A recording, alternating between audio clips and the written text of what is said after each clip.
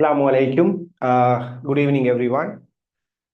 So நாம போன கிளாஸ்ல இடையில கட் ஆகி நிக்கலையா? போன கிளாஸ்ல நாம மைய நாட்ட ஆர்முடுகளுக்கான சமன்பாடை அறிமுகப்படுத்தி இருந்தேன். ரைட். அப்ப அந்த அடிப்படையில இன்றைய கிளாஸ்ல நாம மைய நாட்ட விசை அப்படிங்கிற விடயத்தையும் அதோட தொடர்புடையதா வட்ட இயக்கங்களுக்கான உதாரணங்களையும் நாம பார்க்க முடியும். சரியா? அப்ப நீங்க தலைப்பு போடுங்க.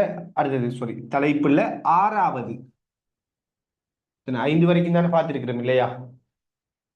மைய நாட்ட ஆர்முடுகள்ங்கிறது எத்தனாவதா போட்டிருக்கிறோம்?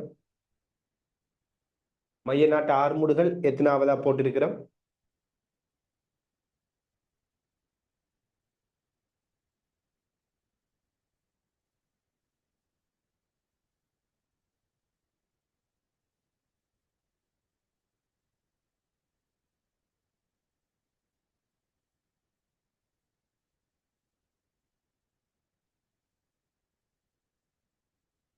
ஓகே, இப்ப போடுங்க.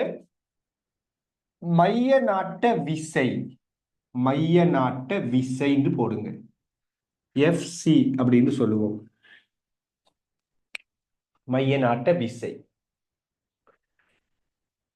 சரியா? கவனிங்க.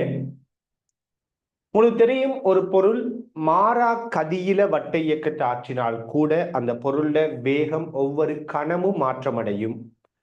அவ்வாறு வேகம் ஒவ்வொரு கணமும் மாற்றமடையுதென்றால் அந்த பொருளுக்கு ஒவ்வொரு கணமும் மையத்தை நோக்கி ஆர்முடுகள் இருக்குங்கிற விடயத்தை சொன்னோம். எனவே இந்த மாதிரி வட்ட இயக்கத்தை ஆற்றும் போது ஒவ்வொரு கணமும் இவர ஆர்முடுகள் மையத்தை நோக்கி இருக்குது.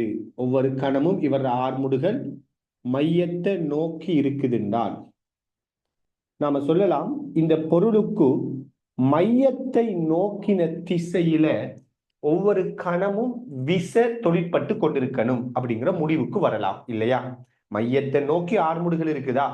ஆர்முடுகள் ஒன்று இருந்தாலே விளைவுல ஒரு விசை ஒன்று இருக்கணும். எனவே F7ma நியூட்டன் இரண்டாம் விதியின் படி, நியூட்டன் இரண்டாம் விதிக்கான சமன்பாட்டின் படி ஆர்முடுகள் இருந்தால் அங்க விளையுலாக விசை இருக்கணும். எனவே மாறா கதியில ஒரு பொருள் வட்ட இயக்கத்தை ஆற்றக்குள்ள ஆர்முடுகள் மையத்தை நோக்கி இருப்பதனால ஆர்முடுகள திசைதான் விசையினது திசை. எனவே விசையும் மையத்தை நோக்கி இருக்கணும். எனவே இந்த விசைக்கு பெயர் மைய நாட்ட விசை என்று சொல்லுவோம். அப்ப ஒரு பொருள் வட்ட இயக்கத்தை ஆற்றும் போது மையத்தை நோக்கின திசையில நெருக்கும் ஒரு விசை காணப்பட்டு கொண்டே இருக்கும், விசை இருந்து கொண்டே இருக்கும். ரைட். இப்ப அந்த விசையிட சமன்பாடை நம்ம கண்டுபிடிக்கலாம். நமக்குத்தான் மையத்தை நோக்கிய ஆர்முடுகள், மைய நாட்டு ஆர்முடுகள் என்ன அப்படிங்கிறது தெரியும் என்றால் மைய நாட்டு ஆர்முடுகளுக்கான சமன்பாடு ஒன்று வி வர்க்கத்தின் கீழ் ஆர். எனவே மைய நாட்ட விசை எம் வி வர்க்கத்தின் கீழ் ஆர் என்று வரும். அதே மாதிரி மைய நாட்டு ஆர்முடுகளுக்கு இன்னொரு சமன்பாடு ஆர் ஒமேகா வர்க்கம் இல்லையா? இதுவும் நம்ம போன கிளாஸ்ல கண்டுபிடிச்சோம். அப்ப எம் ஆர் ஒமேகா வர்க்கம்ங்கிறதும் மைய நாட்ட விசைக்கான சமன்பாடு. அதே போல எம் வி ஒமேகா, மைய நாட்டு ஆர்முடுகளுக்கு ஒரு சமன்பாடு என்ன? V omega. அப்ப எம் வி ஒமேகாங்கிறது மைய நாட்ட விசைக்கான சமன்பாடு. இப்படி நம்ம மைய நாட்ட விசையை இந்த மாதிரியான அடிப்படைகள்ல சொல்லிக்கொள்ள முடியும். விளங்குதா? அப்ப இங்க மெயின் ஃபேக்டர் என்ன அப்படின்னு பாத்தீங்கன்னா, இங்க திசை, ஆறுமுடுகளோட திசை என்னன்னு கேட்டா மையத்தை நோக்கி இருக்குது. அதாவது திசை மையத்தை நோக்கியத ஒரு திசையை நம்ம வரையறுக்கிறோம். அப்ப அந்த மையத்தை நோக்கின திசையில விளையுல ஒரு விசரிக்கணும். அப்ப மாறா கதியில ஒரு பொருள் வட்ட இயக்கத்தை ஆற்றுதுண்டா வேக மாற்றம் மையத்தை நோக்கி இருக்குதுன்னு கண்டுபிடிச்சோம். எனவே ஆர்முடுகள் மையத்தை நோக்கி இருக்குதுங்கிறத கண்டுபிடிக்கிறோம். எனவே மையத்தை நோக்கிய திசையில விளையுள் விசை இருக்குது அப்படிங்கிற முடிவுக்கு வாரம். அப்ப எழுதி கொள்ளுங்க, மைய நாட்ட விசை அப்படிங்கிற இந்த தலைப்புக்கு கீழே எழுதி கொள்ளுங்க.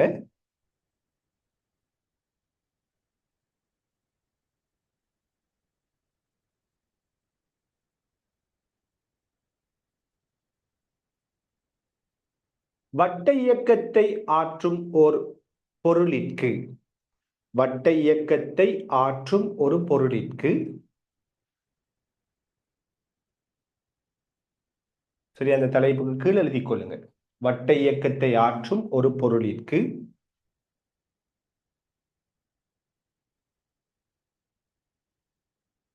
மையத்தை நோக்கிய திசையில் ஆர்முடுகள் காணப்படுவதால், மையத்தை நோக்கிய திசையில் ஆர்முடுகள் காணப்படுவதால்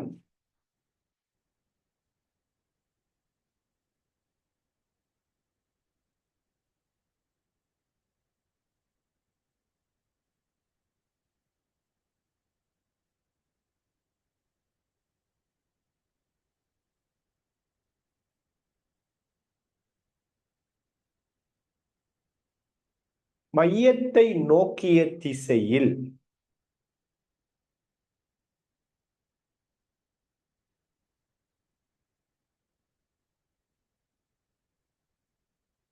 விசை காணப்படுதல் வேண்டும். மையத்தை நோக்கிய திசையில் விசை காணப்படுதல் வேண்டும்.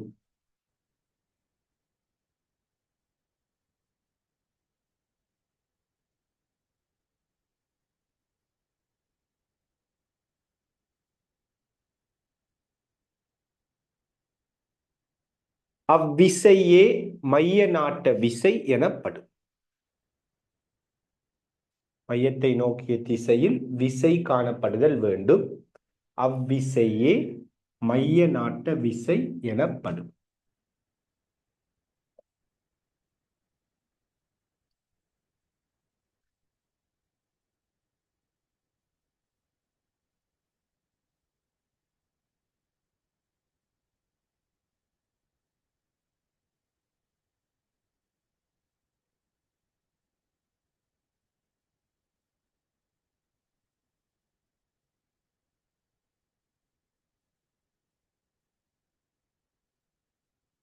சரியானே?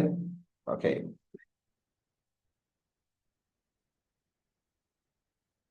கீழுக்கு ஒரு பாயிண்ட் எழுதிக் கொள்ளுங்க. அப்ப வட்ட இயக்கத்தை ஆற்றக்குள்ள ஆர்முடுகள் காணப்படும். அந்த ஆர்முடுகள் திசையில் ஒரு விசை அடிக்கும்னு சொன்னதானே. இப்ப அடுத்த பாயிண்ட் நாம சொல்ல போறோம். மாறா கதியில் வட்ட இயக்கத்தை ஆற்றும் போது, மாறா கதியில் வட்ட இயக்கத்தை ஆற்றும் போது, மாறா கதியில் வட்ட இயக்கத்தை ஆற்றும் போது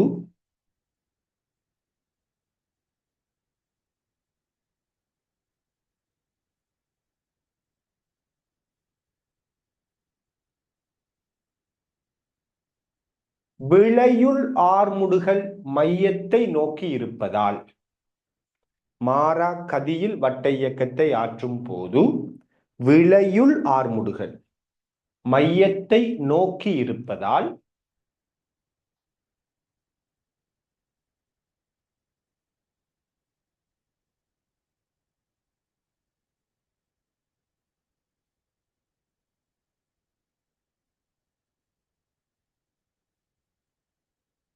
மையத்தை நோக்கிய திசையில் விளையுள் விசை தொழிற்படும். மாறா கதியில் வட்ட இயக்கத்தை ஆற்றும் போது விளையுள் ஆர்முடுகள் மையத்தை நோக்கி இருப்பதால் மையத்தை நோக்கிய திசையில் விளையுள் விசை தொழிற்படும்.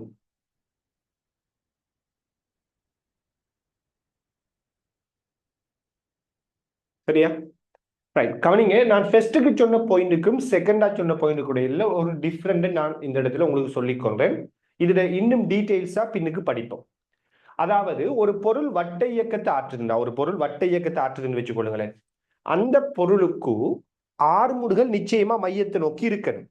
அப்ப விசை மையத்தை நோக்கி இருக்கத்தான் செய்யும். ஏன்னா மையத்தை நோக்கி ஒரு ஆர்முடுகள் விசை இல்லைன்னா வட்ட இயக்கமே உருவாகாது, வட்ட பாதையே உருவாகாது. அப்படி ஒரு விசை இல்லைன்னா அது நேர்கோட்டு பாதையா போயிடும் அப்படின்னு சொன்னேன். அப்ப வட்டப்பாதை வரணும்னா அங்க கம்பல்சரி எது? மைய நாட்ட ஆர்முடுகள் மைய நாட்ட விசை. அதுலயும் மாறா கதியில வட்ட இயக்கத்தை ஆற்றுதுண்டால், மாறா கதியில வட்ட இயக்கத்தை ஆற்றுதுண்டால் அங்க இந்த ஆர்முடுகள் மைய நாட்ட ஆர்முடுகள் தான் விளையுள் ஆர்முடுகளா இருக்கும். மைய நாட்ட விசைதான் விளையுள் விசையா இருக்கும். எப்ப மாறா கதியில வட்ட இயக்கத்தை ஆற்றக்கூடிய ஒரு பொருளுக்கு விளையுள் ஆர்முடுகள், விளையுள் விசை எப்படி இருக்கும்? மையத்தை நோக்கி இருக்கும். சரியான? சோ இதோட மீனிங் என்ன அப்படிங்கறத இன்னும் தெளிவாக நம்ம பின்னுக்கு படிப்போம். சரியான? இன்றைய கிளாஸ் சாரி, இன்றைக்கு ஒரு ஆள் என்ன செஞ்சிருந்தீங்க?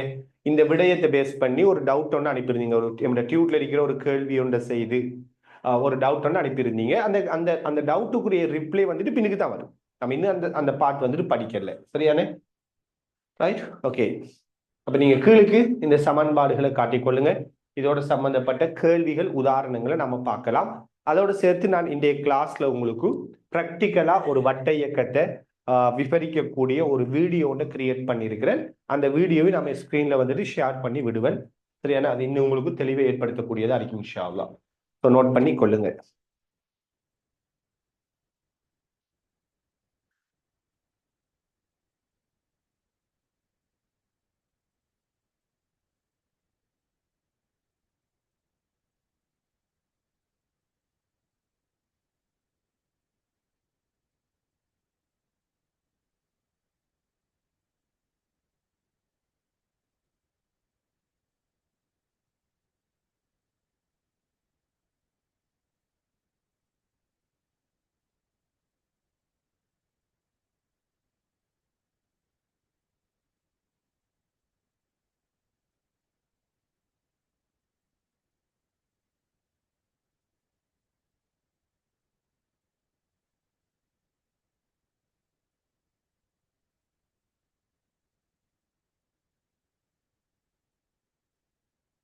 ரைட்.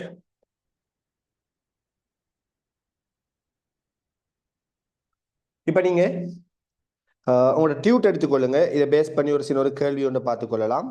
உங்களோட டியூட் எடுத்துக்கொள்ளுங்க.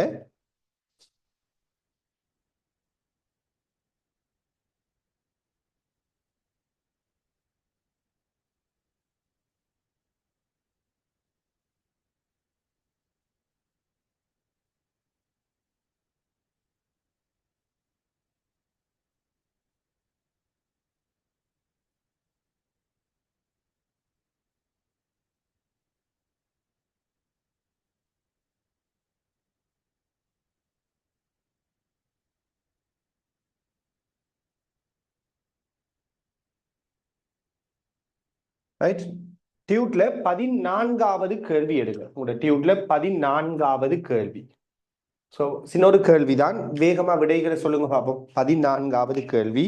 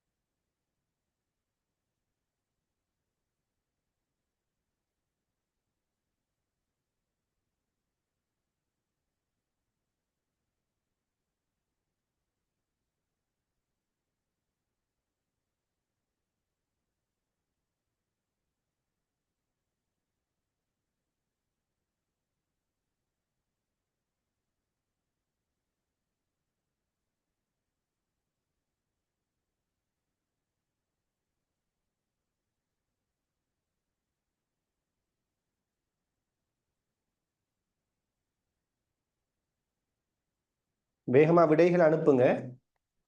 நீங்க எடுத்த விடைகளை கொஞ்சம் அனுப்பி கொள்ளுங்க.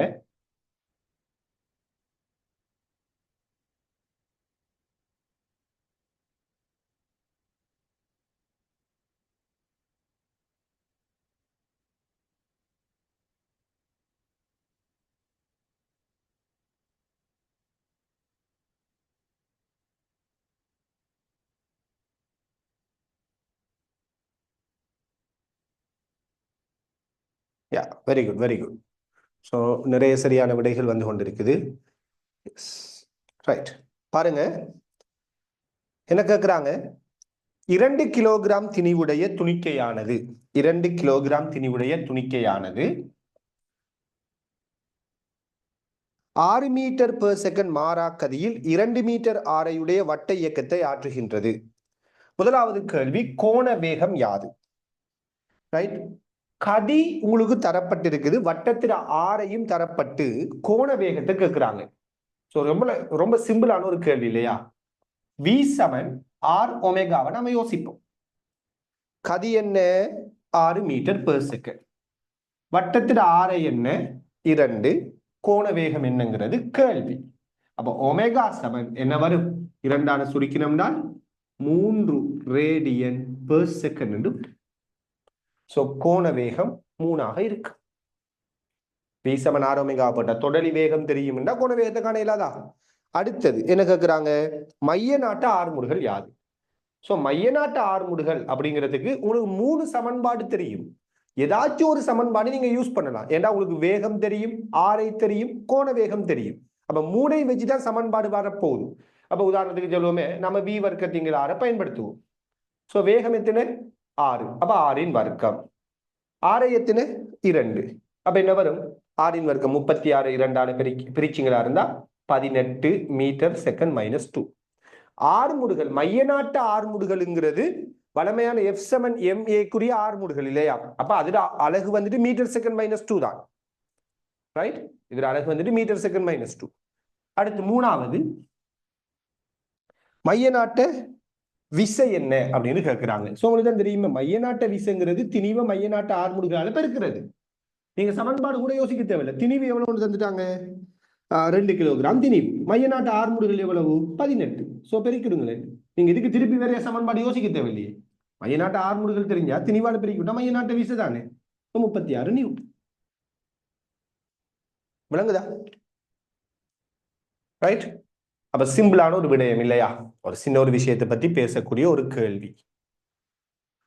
ஓகே, இப்ப நீங்க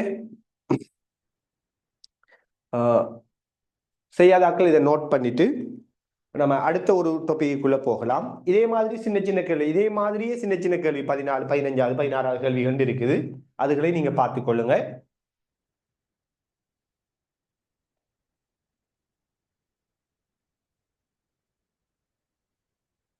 இப்ப நீங்க தலைப்பு போடுங்க.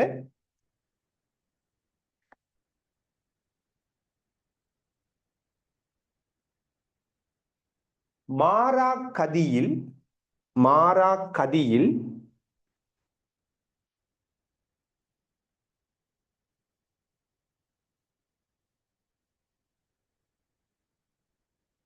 கிடைவட்ட இயக்கத்தை ஆற்றுவதற்கான சில உதாரணங்கள்.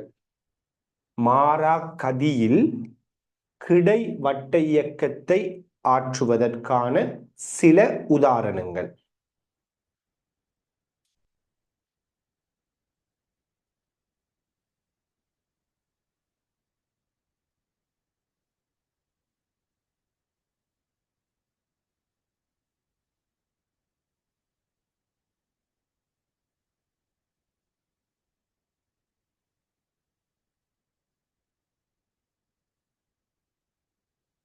ஓகே, கவனிங்க. இந்த வட்ட இயக்கத்துல அந்த வட்ட இயக்கத்தோட கன்செப்டை நம்ம சரியா புரிஞ்சு கொள்றதுக்கு நம்ம இப்ப பேச போற இந்த உதாரணங்கள் தான் உங்களுக்கு உதவ போகுது. இதன் மூலமாகத்தான் வட்ட இயக்கம்னா என்னங்கிற ஒரு நல்ல ஒரு பார்வையை நீங்க இன்ஷா அல்லாஹ் எடுத்துக்கொள்ள முடியும். அப்ப நம்ம நிறைய உதாரணங்களை இந்த டாபிக்கு கீழே பேச போறோம். ஒவ்வொரு உதாரணத்துக்கு பின்னுக்கும் சமன்பாடுகள், அதோட சம்பந்தப்பட்ட சில கேள்விகள் சொல்லி என்ன செய்வோம், இது ஒரு கொஞ்சம் பரந்துபட்ட ஒரு பகுதியா இருக்கும். ரைட், ஏன்னா இந்த கிடைவட்டத்தின உதாரணங்கள் எல்லாத்தையும் நம்ம முடிச்சிட்டோம்னாலே நமக்கு அங்கால சின்ன பகுதி தான் இருக்குது. நிலைக்குத்து வட்ட இயக்கம்ங்கிறது ஒரு சின்ன பகுதியா இருக்கும். ரைட், ஓகே, கவனிங்க. வட்ட இயக்கத்துல நாம முதலாவதா பேச போறது கிடைவட்ட இயக்கம். சோ கிடைவட்ட இயக்கம் அப்படின்னா என்னென்னால், ஒரு பொருள் நிலைக்குத்து தளத்துல இப்படி இயங்குதுன்னா இதை நாம என்னன்னு சொல்லுவோம், நிலைக்குத்து வட்ட இயக்கம். இந்த ஒயிட் போர்டு தளத்துல இயங்குது நிலைக்குத்து வட்ட இயக்கம். ஒரு டேபிள் ஒன்று இருக்குது, ஒரு மேசை ஒன்று இருக்குது. ஒரு மேசையில ஒரு பொருள் இப்படி வட்ட இயக்கத்தை ஆற்றுது. இது கிடைத்தளத்துல வட்ட இயக்கத்தை ஆற்றுது. அப்ப இது கிடைவட்ட இயக்கம்னு சொல்லுவோம். அப்படிதானே? கிடை அடுத்தது நிலைக்குத்து. அந்த அடிப்படையில கிடைவட்ட இயக்கத்துல முதலாவது உதாரணமா நம்ம என்னத்தை சொல்றோம்னால், ஒரு இலையில ஒரு திணிவை நாம கட்டி தொங்க விடுறோம். தொங்க விட்டு ஒரு இலையில நாம ஒரு திணிவை கட்டி தொங்க விட்டுட்டு அந்த திணிவை ஒரு வட்டப்பாதையில இந்த மாதிரி ஒரு கிடை வட்டப்பாதையில எங்க செய்யறது. இதை நம்ம கிடைவட்ட இயக்கம் அப்படின்னு சொல்றோம். இந்த மாதிரி ஒரு திணிவு எடுத்து செய்யறது. இப்படி ஒரு கிடைவட்ட பாதையில எங்க வைக்க போறோம். உதாரணத்துக்கு நான் இந்த திணிவை ஒரு இலேசான இலையில கட்டி போட்டு, ஒரு எம் திணிவுடைய ஒரு துணிக்கை இதை இலேசான ஒரு இலையில கட்டி போட்டு ஒமேகா அப்படிங்கிற ஒரு கோண வேகம், ஒமேகான்னு சொல்லக்கூடிய ஒரு மாறா கோண வேகத்துல இவர் என்ன செய்யறாரு, ஆரையுடைய ஒரு வட்டப்பாதையில கிடை வட்டப்பாதையில எங்க வைக்கிறார்.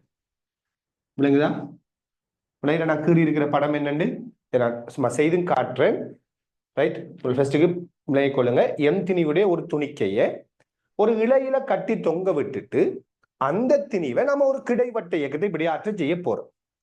இந்த நேரத்துல இந்த திணிவுல தொழிற்படுகின்ற விசைகள் என்ன, இந்த திணிவு வட்ட இயக்கத்தை ஆற்றுவதற்கு என்ன காரணம், இதெல்லாம் தான் நம்ம யோசிக்க போறோம். ரைட், சோ சரிவர நீங்க இந்த உதாரணத்தின் மூலமாக இந்த கன்செப்ட், வட்ட இயக்கத்தின் கன்செப்டை சரியா புரிஞ்சு கொள்ளணும். முதலாவது, இந்த திணிவுல தொழிற்படுற விசைகள் எடுத்தீங்கன்னால், ஒன்று இதுல நிறை தொழிற்படும் எம்ஜி, இதனுடைய நிறை தொழிற்படும். அடுத்தது இந்த இலையில தொழிற்படுகின்ற இழுவிசை, ஒன்று நிறை தொழிற்படும், அடுத்தது இலையால வழங்கப்படுற இழுவிசை அப்படின்னு ஒன்று தொழிற்படும் இல்லையா? இது ரெண்டும் தான் இந்த குற்றியில அல்லது இந்த பொருள்ல தொழிற்பட போற விசைகள். ரைட், இந்த ரெண்டு விசைகளும் இந்த திணிவுல இவ்வாறு தொழிற்படக்குள்ள வேற ஏதும் விசை இந்த திணிவுல தொழிற்படுவதான் யோசித்தமா இருந்தால் யாருமே இல்லை. ஏன்?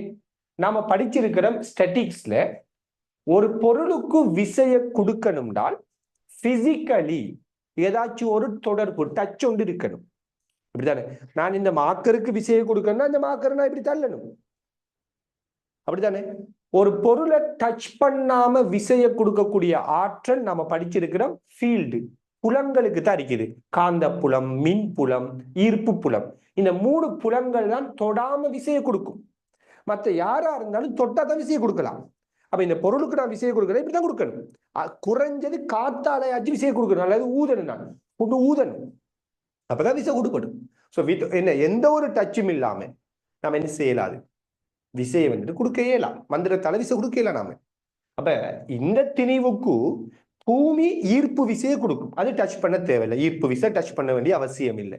அப்ப இந்த பொருளை டச் பண்ணி கொண்டிருக்கிற ஒரே ஒரு ஆள் யாரு? இந்த இலை. அப்ப இந்த இலையால ஒரு இழு விசை வழங்கப்படும். அப்ப இந்த பொருள்ல உண்மையா தொழிற்படுற விசைகள் இந்த 2 விசை மட்டும்தான். விளங்குதா? இந்த பொருள்ல உண்மையா தொழிற்படுற விசை என்ன? இந்த 2 விசை மட்டும்தான். இப்ப நீங்க சொல்லுங்க, வட்ட இயக்கத்தை ஆற்றணும், அதுவும் மாறா கதியில கிடைவட்ட இயக்கத்தை ஒரு பொருள் ஆற்றணும்னால் அந்த பொருளுக்கு விளையுள் விசை எப்படி இருக்கணும்? மாறா கதியில ஒரு பொருள் கிடைவட்ட இயக்கத்தை ஆற்றணும்டா அந்த பொருளுக்கு விளையுள் விசை எப்படி இருக்கணும்?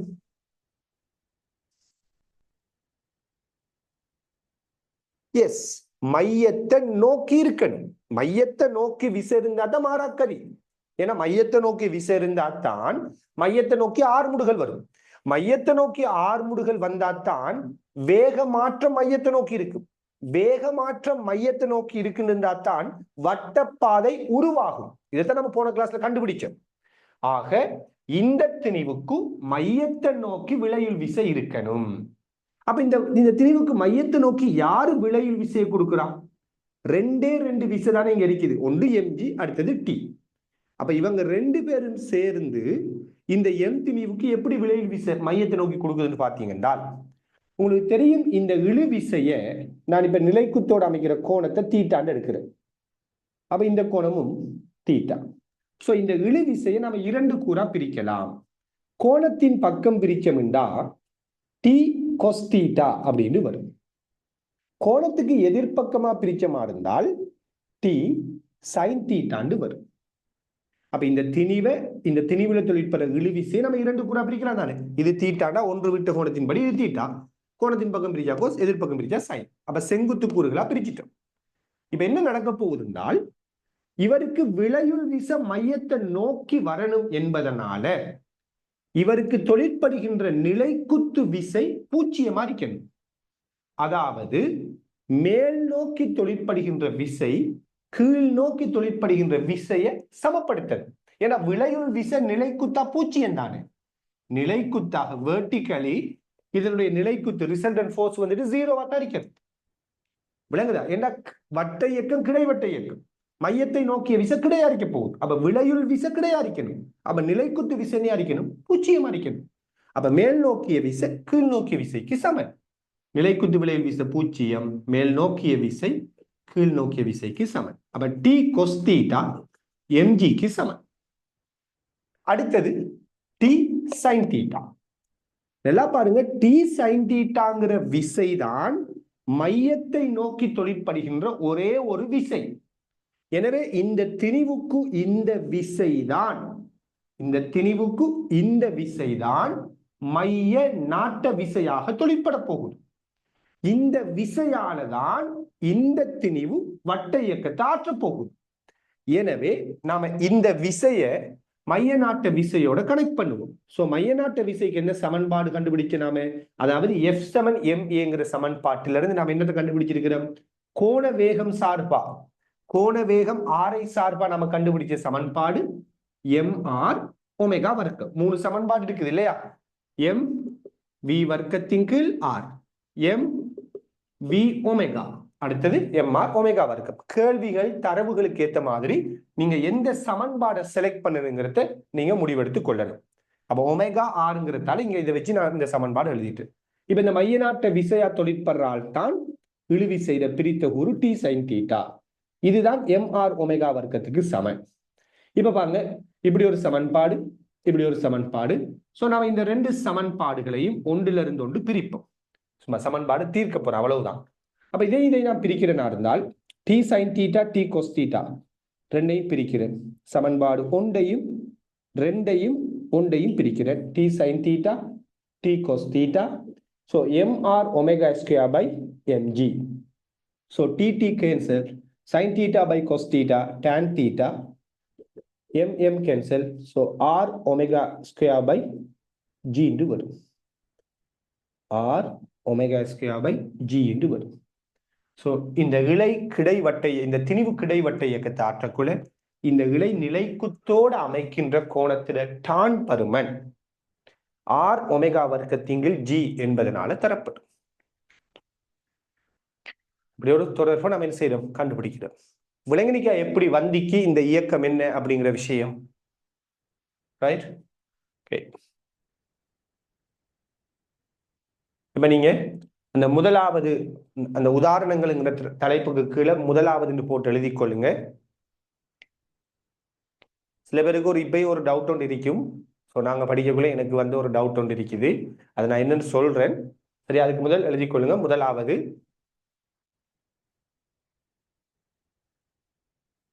இலேசான இழையில் தொங்கவிடப்பட்ட, முதலாவது உதாரணத்தை எழுதுங்க. இலேசான இழையில் தொங்கவிடப்பட்ட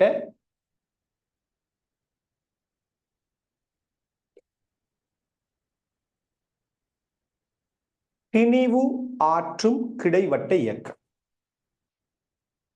இலேசான இழையில் தொங்கவிடப்பட்ட திணிவு ஆற்றும் கிடைவட்ட இயக்கம்.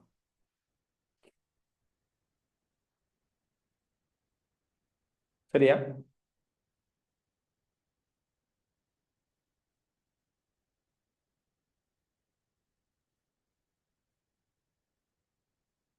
ரைட்? அவ்வளவே நோட் பண்ணிக்கொள்ளுங்க.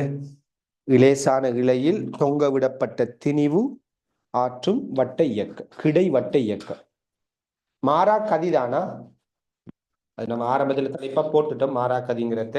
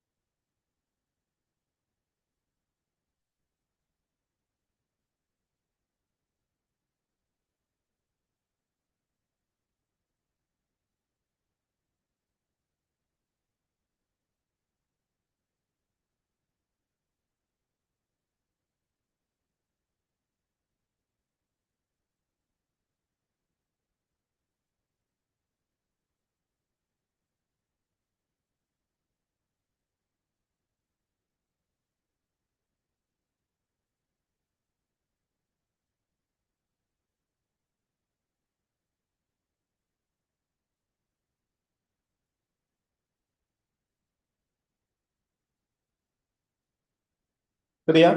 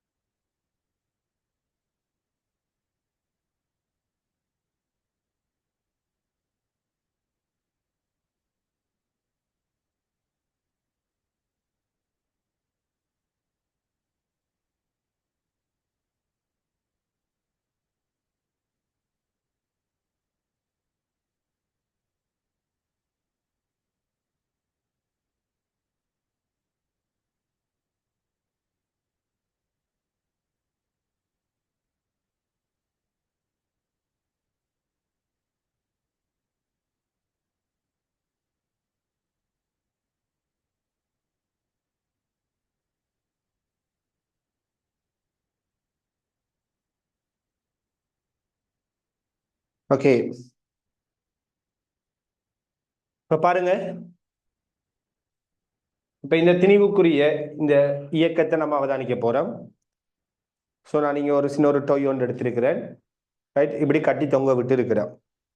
இப்ப என்ன செய்ய போறோம்னா இந்த திணிவை கிடைவட்ட இயக்கத்தை ஆற்ற செய்ய போறேன். சரி, கிடைவட்ட இயக்கத்தை ஆற்ற செய்ய போறேன். பாருங்க, இப்ப இவர் என்ன செய்யறாரு?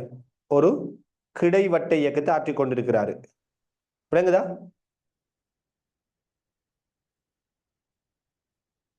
கேதானே? ஓகே, இப்ப நான் இந்த கிடைவட்ட இயக்கத்தை ஆற்றிக் கொண்டிருக்கக்குள்ள நல்லா பாருங்க, இதனுடைய கோண வேகத்தை கூற்று, இதுல ஸ்பீடை வந்துட்டு கூட்டி விட்டேன். இந்த ஸ்பீடை கூட்டக்குள்ள நீங்க என்னத்தை நோட் பண்றீங்க சொல்லுங்க ஆகும். நான் இதுல ஸ்பீடை கூட்டி விட்டேன். நான் இதுல ஸ்பீடை கூட்டக்குள்ள இங்க என்ன வித்தியாசத்தை பாக்குறீங்க? இன்னும் கொஞ்சம் நல்லாவே கூட்டுறேன்னு. ஓகே, ஸ்பீடை கூட்டக்குள்ள நீங்க என்ன அவதானிக்கிறீங்க? என்ன?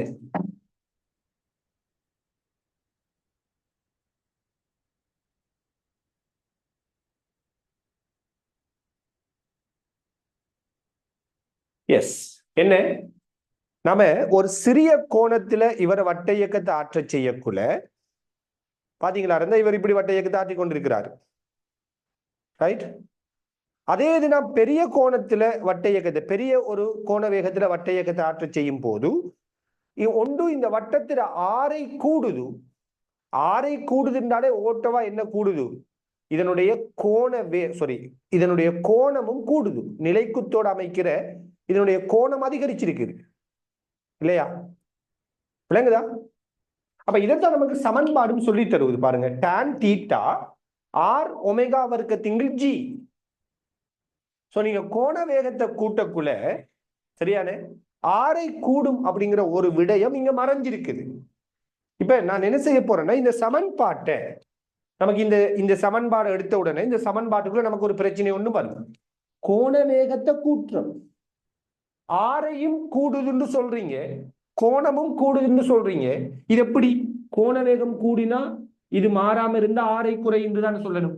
அப்ப இதுவும் கூடுது இதுவும் கூடுதா, ஏற்றுக்கொள்ள இயலாம இருக்கிறே அப்படின்னு சொல்லி சமன்பாடு வச்சு சில பேருக்கு ஒரு யோசனை வரும். அதனால நான் என்ன செய்யறேன்னா இந்த கேள்வியில ஒரு சின்ன ஒரு சேஞ்ச் ஒன்று பண்ண போறேன். சாரி, இந்த சமன்பாடுல சின்ன ஒரு மாற்றத்தை செய்ய போறேன். அதாவது இளைட நீளத்தை நான் எல் என்று எடுக்கிறேன். இந்த இளைட நீளத்தை நான் எல் என்று எடுக்கிறேன். இளைட நீளத்தை எல் என்று எடுத்து போட்டு வட்டத்திட ஆரைக்கு பதிலா இந்த நீளத்தை சமன்பாட்டுல பிரதியிட போறேன். நீங்க முதல் சொல்லுங்க பாப்போம். இளைட நீளம் எல், இது மாறாதானே? இளைட நீளம் மாறல தானே? நம்ம வட்ட இயக்கத்தை ஆற்ற செய்யக்குள்ள இளைட நீளம் மாறல. அப்ப இளைட நீளம் மாறாம இருக்கிறதால வட்டத்திர ஆரைய இளைட நீளத்தோட நம்ம கனெக்ட் பண்ணணும். சொல்லுங்க, நீளத்துக்கும் இளைட நீளத்துக்கும் ஆரைக்கும் என்ன தொடர்பு? இளைட நீளத்துக்கும் ஆரைக்கும் என்ன தொடர்பு?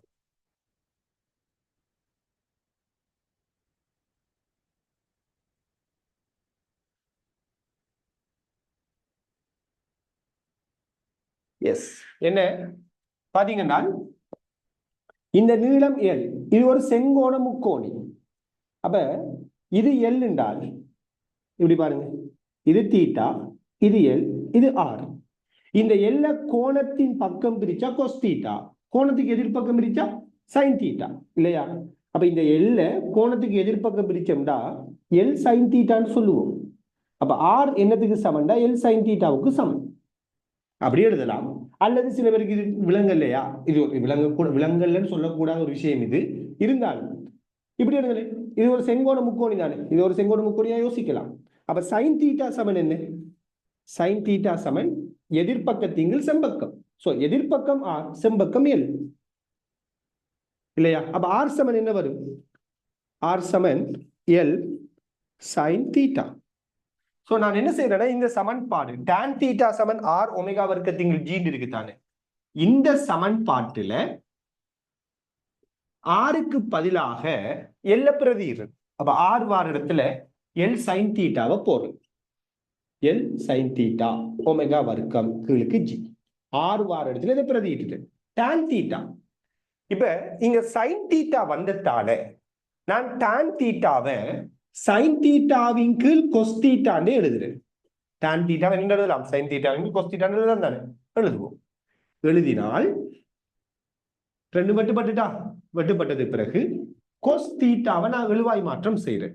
கொஸ் தீட்டாவை எழுவாய் மாற்றம் செய்யறேன். கொஸ் தீட்டா இங்கால போய் இவர் இங்கால வந்தா கொஸ் தீட்டா சமன் இது ஜி இங்கால வரும், எல் ஒமேகா வர்க்கம் இங்க வரும். சோ கொஸ் தீட்டா சமன் G by L omega square வரும். இப்ப பாருங்க, இந்த சமன்பாட்டுல வட்டத்துல ஆரை இல்லை, அதே நேரத்துல இளைத நீளம் இருக்குது எல். எல் எப்படிப்பட்டது? எல் எப்படிப்பட்டது? ஒரு மாறிலி. இளைத நீளத்தை மாத்தலையே. ஜி எப்படிப்பட்டது? ஒரு மாறிலி. சோ நம்ம ஒமேகாவை கூட்டினமா இருந்தால், கீழுக்கு வார பருமனை கூட்டினமா இருந்தால் விடையா வார பருமன் என்ன செய்யும்? குறையும். அப்ப ஒமேகாவை கூட்டினால் கொஸ் குறையும். கொஸ்ஸிட பருமன் குறையுதுண்டால், கொஸ்ஸிட பருமன் குறையுதுண்டால் கொஸ்ஸுக்கு உள்ளடிக்கக்கூடிய கோணத்துக்கு என்ன நடக்கணும்? நம்மளோட பேப்பர் டிஸ்கஷன்ல நான் இதை பத்தி சொன்ன நினைக்கிறேன். சாட்டர்டே நடந்த பேப்பர் டிஸ்கஷன் கிளாஸ்ல நீங்க அதை நோட் பண்ணிருப்பீங்கன்னு நினைக்கிறேன். கொஸ்ஸிட பருமன் குறையுதுண்டா கோணத்துக்கு என்ன நடக்கணும்? டியூட் டிஸ்கஷன்ல யா கோணம் வந்துட்டு கூடி இருக்கணும். ஏண்டா கொஸ் 0 பாகை, கொஸ் 0 பாகை 1, கொஸ் 90 பாகை 0. சோ கோணம் கூடினா கொஸ்ஸிட பருமன் குறையும். அப்ப கொஸ்ஸிட பருமன் குறையுதுண்டா கோணம் கூடும். சோ மொத்தத்துல ஒமேகா கூடுதா கோணம் கூடும். சமன்பாடு நமக்கு கற்றுத்தருவது. இப்ப யோசித்து பாருங்க, கோணம் கூடுதா, எல் சைன் தீட்டா சமன் ஆறு தானே, எல் மாறிலி. அப்ப தீட்டா கூடுதா, அப்ப சைனை பொறுத்த வரையில சைனுக்குள்ள இருக்கிற கோணம் கூடினால் சைன் பருமனும் கூடும். ஏண்டால் சைன் 0 பாகை 0, சைன் 90 பாகை 1. கோணம் கூடினா சைன் பருமனும் கூடும் முதல் 90 பாகைக்குள்ள. எனவே எல் சைன் தீட்டா சமன் ஆர். எல் கான்ஸ்டன்ட் மாறிலி. சோ தீட்டா அதிகரித்தால் சைன் பருமனும் அதிகரிக்கும். சோ சைன் பருமன் அதிகரித்தால் வட்டத்தில் ஆரையும் அதிகரிக்கும். சோ ஆரையும் அதிகரிக்கும், கோணமும் அதிகரிக்கும்ங்கிறத நம்ம சமன்பாட்டுக்குள்ளால கண்டுபிடிச்சோம். சோ பிராக்டிக்கலா நாம அவதானிச்ச ஒரு விஷயத்தை சமன்பாட்டுக்குள்ளால கண்டுபிடிச்சிருக்கிறோம். விளங்குதா? அப்ப நம்ம ஏன் இந்த சமன்பாடை நீளத்தோட கனெக்ட் பண்ணினோம்? என்ன காரணம்னா, இந்த சமன்பாடை இப்படி வச்சுக்கொண்டு நம்மளால யோசிக்க இயலாம இருக்குது. கோண வேகத்தை கூட்டக்குள்ள மாறக்கூடிய ஆறும் மாறும், கோணமும் மாறும்டா எது எப்படி மாறும் டிசைட் பண்ண இயலாது. இதுவும் கூடி இதுவும் கூடி இது கூடுதா, அல்லது இது கூடக்குள்ள இது குறையுது இது கூடுதா எப்படின்னு தெரியாது. இது கூடக்குள்ள இது குறைஞ்சு இது மாறாம இருக்குதா தெரியாது. அப்ப ரெண்டு மாறக்கூடிய கணியங்கள், 3 மாறக்கூடிய கணியங்கள் இருக்கிறத 2 மாறக்கூடிய கணியமா மாத்தணும். அப்ப ஆரை இல்லாம செய்யறதுக்கு தான் நம்ம இளைட நீளம் ஒரு மாறிலி தானே. அப்ப இளைட நீளத்தை ஆரையோட கனெக்ட் பண்ணி அதை கொண்டு போய் இங்க பிரதியிட்டு நீளத்தை கொண்டு வந்து ஒமேகாவையும் தீட்டாவையும் வச்சு யோசிக்க ஆரம்பிக்கிறோம். விளங்குதா ஏன் இப்படி செஞ்சோம்ங்கிறது? கிளியரா உங்களுக்கு? யாருக்கும் ஏதும் டவுட்? முதலாவது இந்த உதாரணத்துல யாருக்கும் ஏதும் டவுட்? கான்செப்ட் கிளியர் ஆகி நிக்கா? நீங்க உங்களோட கண்ணுக்கு முன்னுக்கு பார்த்த அந்த பிராக்டிக்கலான அந்த உதாரணத்துக்கும் இந்த சமன்பாடும் உங்களுக்கு சரியா சிங்க் ஆகுதா?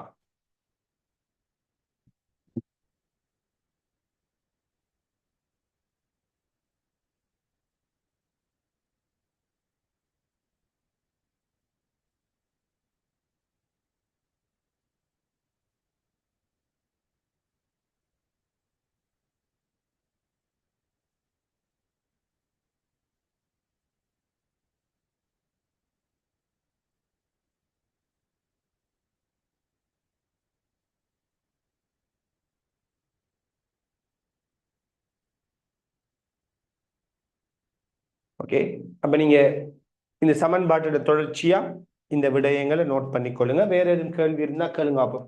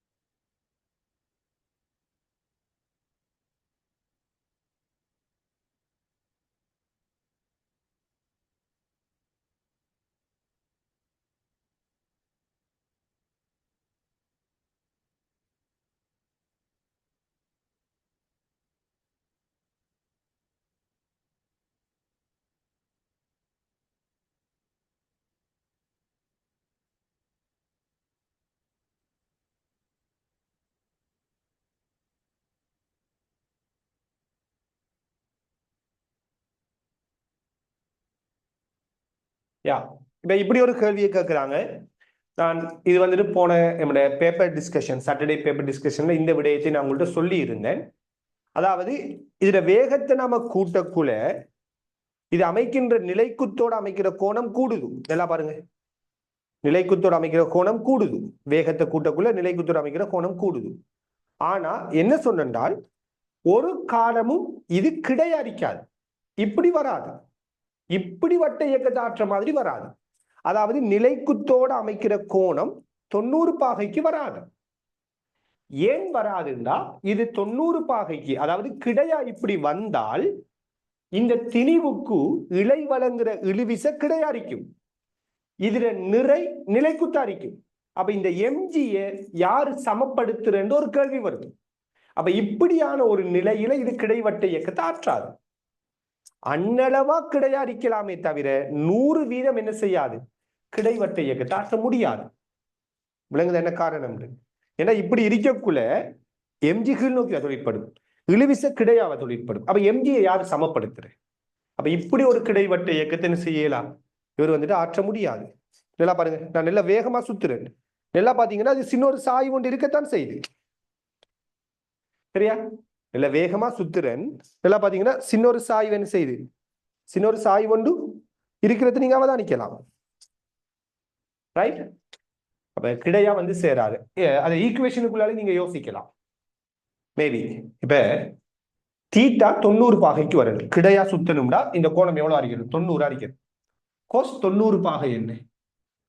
கோஸ் 90 பாகை என்ன? 0.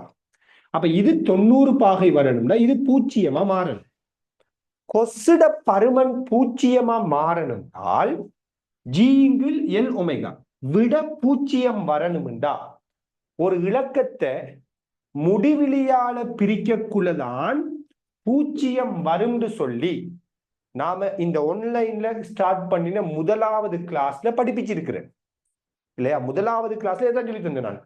ஒரு இலக்கத்தை முடிவிலியால பிரிச்சாதான் 0 வரும். அப்ப இங்க 0 இது 90 வருவதா? அப்ப கொஸ்டிட பருமன் என்ன? 0. கொஸ்டிட பருமன் 0 வரணும்டா இந்த விட 0 வரணும்னா கீழுக்கு வரது என்ன அறிக்கணும்? முடிவிலியா அறிக்கணும். சோ எல்லுங்கிறது முடிவிலியே. அப்ப ஒமேகா முடிவிலியா மாறும். சோ கோண வேகம் முடிவிலிக்கு போனாதான் இது 0க்கு போகும், 90 பாகைக்கு போகும். அப்ப கோண வேகம் முடிவிலிக்கு போகாதானே. அப்ப இது முடிவிலிக்கு போகையும் மாட்டு, இது 90 பாகைக்கு வரையும் மாட்டு. இல்லைங்கதா? கிடையா வட்ட இயக்கத்தை இப்படி பியூரா இப்படி ஒரு கிடைவட்ட இயக்கத்தை ஆற்ற இயலாது. சும்மா மேசையில வேணும்னா கிடைவட்ட இயக்கத்தை ஆற்ற செய்யலாம். ஏன்னா எம்ஜியை சமப்படுத்த இங்க யாருமே இல்லை. ஓகே, நீங்க கேட்டதுக்காக வேண்டி நான் இதை வச்சு கூட உங்களுக்கு ஒரு கேள்வி ஒன்று தாரேன். ஒரு கேள்வி எழுதி கொள்ளுங்க. நான் இப்போ ஒரு கேள்வி ஒன்று தாரேன், எழுதி கொள்ளுங்க.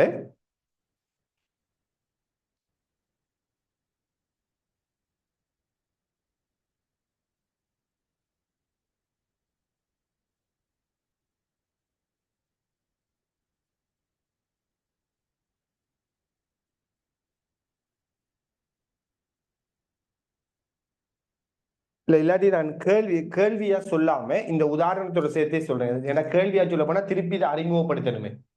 இப்ப நீங்க ட்ரை பண்ணி பாருங்க பாப்போம். கோண வேகத்தோட தீட்டாவுக்கான கிராஃப் எப்படி வரும்? கோண வேகம், கோண வேகம் இருக்குதானே, கோண வேகத்துக்கும் இலை நிலைக்குத்தோடு அமைக்கின்ற கோணத்துக்கும் கிராஃப் எப்படி வரும்? சும்மா செல்ஃபா ட்ரை பண்ணி பாருங்க பாப்போம்.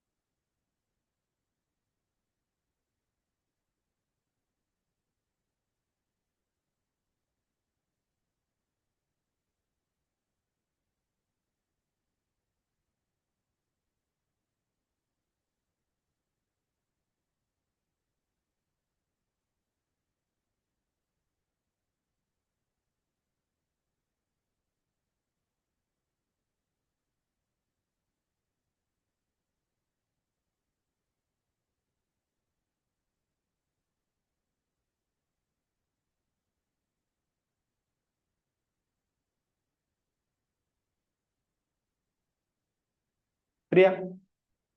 பாருங்க, கோண வேகத்தோட இலை நிலைக்குத்தோடு அமைக்கிற கோணத்துக்கு கிராஃப். ரைட், நாம எப்படி யோசிப்போம்னா ஃபர்ஸ்ட்டுக்கு கோண வேகம் பூஜ்ஜியமா இருந்தா என்ன நடக்கும்? நல்லா பாருங்க. ஒமேகா பூஜ்ஜியம், ஒமேகா பூஜ்ஜியமா இருந்தால் சமன்பாட்டின் படி கீழுக்கு வாரது பூஜ்ஜியமா இருந்தா விடையா வாரது என்ன அரிக்கணும்? முடிவிலியா அரிக்கணும். அப்ப கொஸ் தீட்டா முடிவிலியா வரணும். ஒமேகா பூஜ்ஜியமா இருந்தா, கீழுக்கு வர்றது பூஜ்ஜியமா இருந்தா விடையா வாரது என்ன அரிக்கணும்? முடிவிலியா அரிக்கணும். விடையா வார கொஸ்ஸிட பருமன் முடிவிலியா அரிக்கணும்டா தீட்டா எவ்வளவு அரிக்கணும்? கொஸ்ஸுக்கு எப்ப முடிவிலி வரும் அப்படின்னு ஒரு கேள்வி வரும். ரைட், அப்படிதானே வரும்.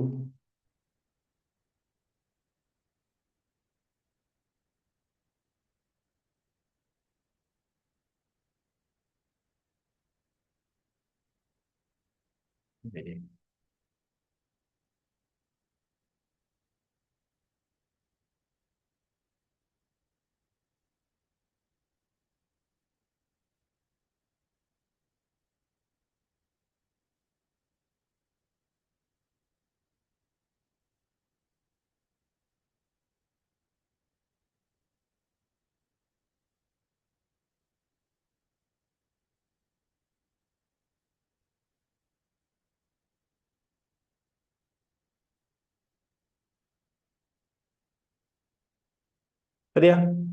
அப்ப ஒமேகா வந்துகிட்டு பூஜ்ஜியமா இருந்தால் கீழுக்கு வர பருமன் பூஜ்ஜியம், பூஜ்ஜியமா இருந்தா விடையா வர பருமன் முடிவிலியா அடிக்கணும். கொஸ்ஸிட பருமன் முடிவிலியா அடிக்கணும். ஆனா உங்களுக்கு தெரியும் கொஸ்ஸிட பருமன் +1க்கும் -1க்கு இடையில தான் அடிக்கும். அப்ப கொஸ்ஸிட பருமன் முடிவிலி அப்படிங்கிற என்ன ஒரு எண் பருமன் என்ன செய்ய இயலாது, அடைய முடியாது. சரியா? எனவே ஒமேகா பூஜ்ஜியம் அறிக்கக்குள்ள முதலாவது ஒரு வட்ட இயக்கம் நடைபெறாது. அதைத்தான் நமக்கு அதை சொல்ல வருவது. ஒமேகா அறிக்கக்குள்ள இது வட்ட இயக்கத்தை வச்சு மைய நாட்ட விசை அப்படின்னு சொல்லி வட்ட இயக்கத்தை வச்சு எடுத்த ஒரு சமன்பாடு தானே. ஒமேகா பூஜ்ஜியமா இருந்தா அங்க வட்ட இயக்கமே இல்லையே. அப்ப நாம் என்ன செய்ய இயலாது, இந்த சமன்பாடு அந்த இடத்துல அப்ளை பண்ண இயலாது. ரைட், இருந்தாலும் உங்களுக்கு தெரியும் ஒமேகா கூடக்குள்ள கோணம் கூடுங்கிற ஒரு விடயம் தெரியும். அப்ப ஒமேகா பூஜ்ஜியமா இருக்கிற சந்தர்ப்பத்தை விடுவோம். ஒமேகா பூஜ்ஜியமா இருந்தா அங்க வட்ட இயக்கம் இல்லை. சரியானே? ஆனா வட்ட இயக்கம் இல்லைண்டா இழை எப்படி இருக்கு உண்மையா? வட்ட இயக்கம் இல்லைண்டா இழை எப்படி இருக்க போகுது? நிலைக்குத்தறிக்க போகுது. ரைட், அந்த அடிப்படையில நாம யோசிக்கலாம். தீட்டா பூஜ்ஜியமா இருக்கும், நிலைக்குத்தறிக்கும் தானே. ரைட், ஏன் இந்த சமன்பாடு செட் ஆகலைன்னா, ஏன்னா வட்ட இயக்கம் இங்க என்ன செய்யல, இங்க வட்ட இயக்கம் ஒன்று நடைபெறல, அதனால இந்த சமன்பாடு நமக்கு செட் ஆகாம இருக்கு. நடுங்க. இப்ப கோண வேகம் அதிகரிக்குது. ரைட், உங்களுக்கு தெரியும் கோண வேகம் முடிவிலியாக மாறினால்தான், கோண வேகம் முடிவிலியா இருக்கக்குள்ளதான், கோண வேகம் முடிவிலியா இருக்கக்குள்ளதான் தீட்டா என்னதுக்கு வரும்? 90 பாகைக்கு போகணும். அப்ப கோண வேகம் முடிவிலியா இருக்கக்குள்ள தீட்டா 90 பாகைக்கு போகணும். விளங்குதா? அப்ப கிராஃப் எப்படி வரும் பாத்தீங்கன்னா இப்படி வரணும். முடிவிலிக்கு அணுகணும், 90 பாகைக்கு அணுகணும். கோண வேகம் முடிவிலிக்கு போகல, கோணம் 90 அணுகணும். கிராஃப் இப்படியே போகக்கூடியதா இருக்கு.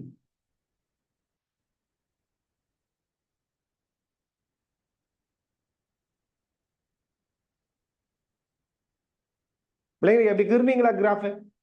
இந்த ஐடியா எடுத்தீங்களா? ஸ்டார்டிங் பாயிண்ட் வந்துகிட்டு சாதாரணமா வட்ட இயக்கம் இல்லை, சமநிலை.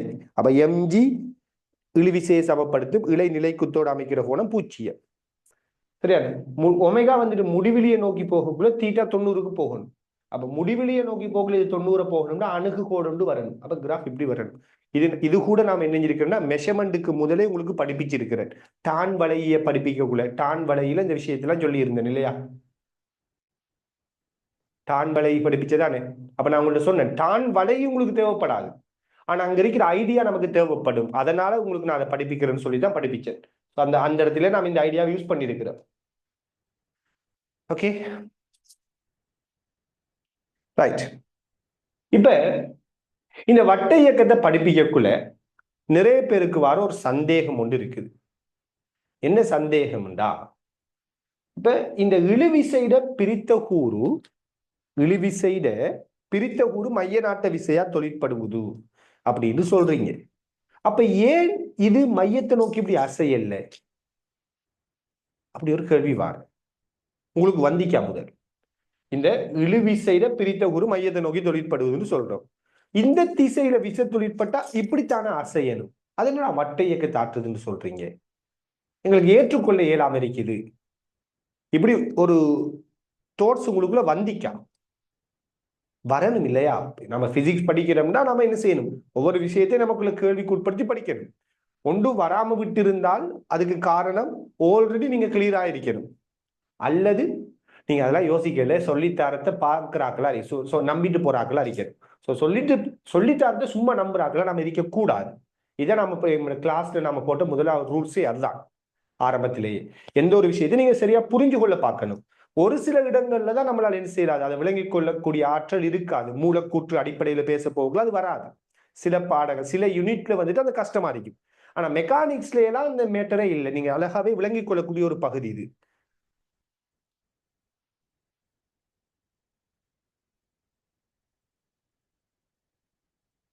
கவனிங்க, இந்த இழுவிசைட பிரித்த கூறு மையத்தை நோக்கி தொழிற்படுவதுதானே. எஸ், தொழிற்படுவது. அப்ப இது மையத்தை நோக்கி ஏண்டா அசையல்ல அப்படிங்கிற கேள்விக்கு பதில் என்னென்றால், இது இந்த திணிவு சரியான இந்த விசையால உண்மையாக அசைந்து கொண்டுதான் இருக்குது. எல்லாம் பார்த்தீங்கன்னால் இப்ப இப்படி நான் இந்த வட்ட இயக்கமா காட்டுறேன்னா உங்களுக்கு அதை விளங்கப்படுத்துறதுக்காக நிலைக்குத்து வட்ட இயக்கத்தின் அமைப்புல நான் இதை உங்களுக்கு காட்டுறேன். அப்பதான் உங்களுக்கு ஸ்கிரீன்ல அது தெளிவா விளங்கும்.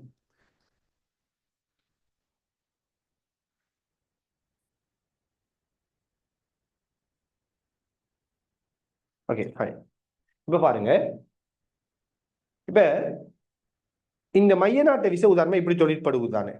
தொழிற்படக்குள்ள மைய நாட்ட விசை மட்டும்தான் தொழிற்படுவதென்றால் நாம் ஆசைப்படுற மாதிரி இப்படி போகும், மையத்தை நோக்கி போயிருக்கு.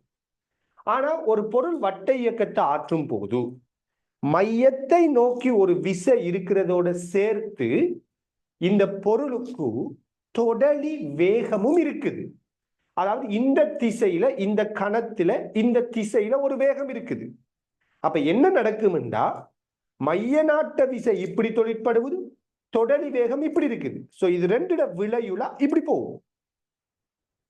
இது ரெண்டுட இந்த மைய நாட்ட விசை தொடலி வேகம் இது ரெண்டுட விளையுலா அப்படி போகும். இப்படி இருந்தது இப்படி போகும். இப்ப இப்படி வந்துட்டா இப்ப மைய நாட்ட விசை இப்படி இருக்குது. இந்த பாதையில இந்த விலங்குதா இந்த பாதையில இருக்குது. தொடலி வேகம் இப்படி இருக்கு. சோ இது ரெண்டுட விளைவுலா இப்படி போகும். இப்ப மைய நாட்ட விசை இங்க இப்படி போகுது.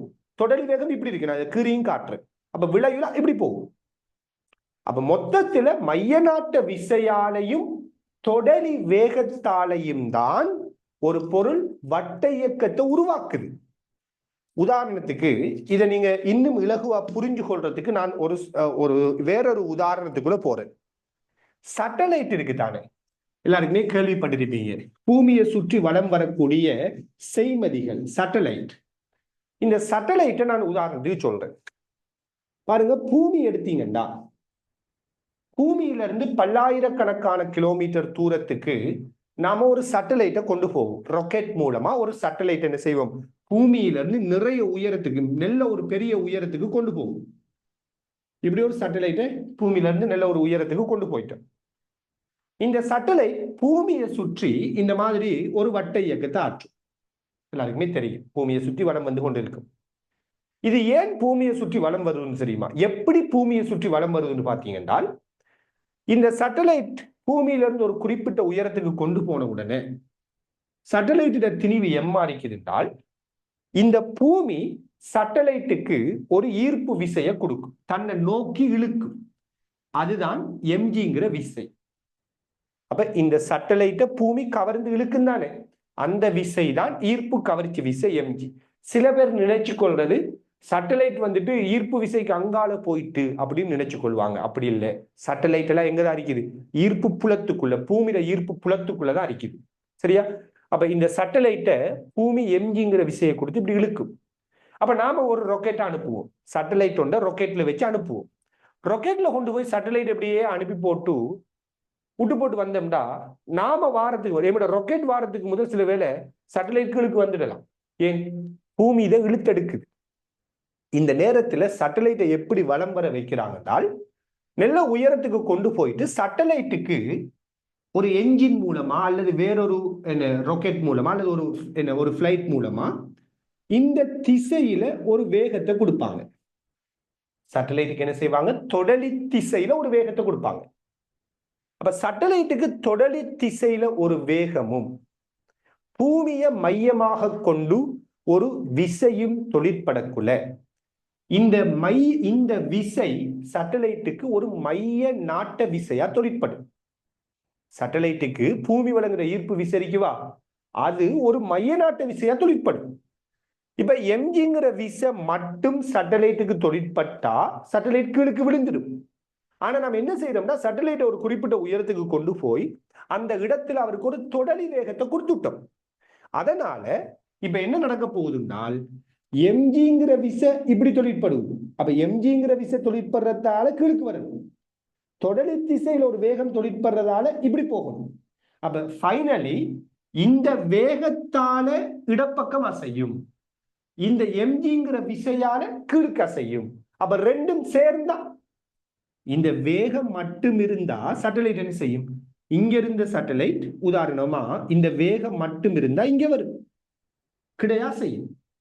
இந்த சேட்டலைட்டுக்கு எம்ஜிங்கிற விசை மட்டும் தொழிற்பட்டா என்ன செய்யும், இங்க இருந்த சேட்டலைட் கீழுக்கு வரும், இங்க வரும். வேகமும் தொடலி திசையிலிருந்து எம்ஜியும் கீழ் நோக்கி இருந்தா இப்ப என்ன செய்யும், இந்த திசையிலையும் அசையணும், இந்த திசையிலையும் அசையணும். அதனால விளையுலா சேட்டலைட் இங்க இருந்து உதாரணமா இங்க வரும். அப்ப இந்த இடத்துல இருந்த சேட்டலைட் இங்க வரும். இப்ப பூமி தன்னை நோக்கி இப்படி கவர்ந்திருக்கும், மையத்தை நோக்கி கவர்ந்திருக்கும். இந்த இடத்துல சேட்டலைட்டோட வேகம் இப்படி இருக்கு, தொடலி திசையில. சோ இந்த திசையில வேகம் இருக்குது, இந்த திசையில எம்ஜி இருக்குது. இப்ப என்ன நடக்கும், எம்ஜிங்கிற விசையால இந்த பக்கம் நகரணும், விங்கிற வேகத்தால இந்த பக்கம் நகரணும். சோ விளையுலா இந்த சேட்டலைட் இப்படி வரும். விளங்குதா? இப்படித்தான் வட்ட இயக்கம் உருவாகுது எல்லா இடத்திலையுமே. சோ வட்ட இயக்கம் உருவாகணும்னா மைய நாட்ட விசை மட்டும் இருந்தா போதாது, அங்க தொடலி வேகம்ங்கிற ஒரு வேகம் குழுபட்டு இருக்கணும்.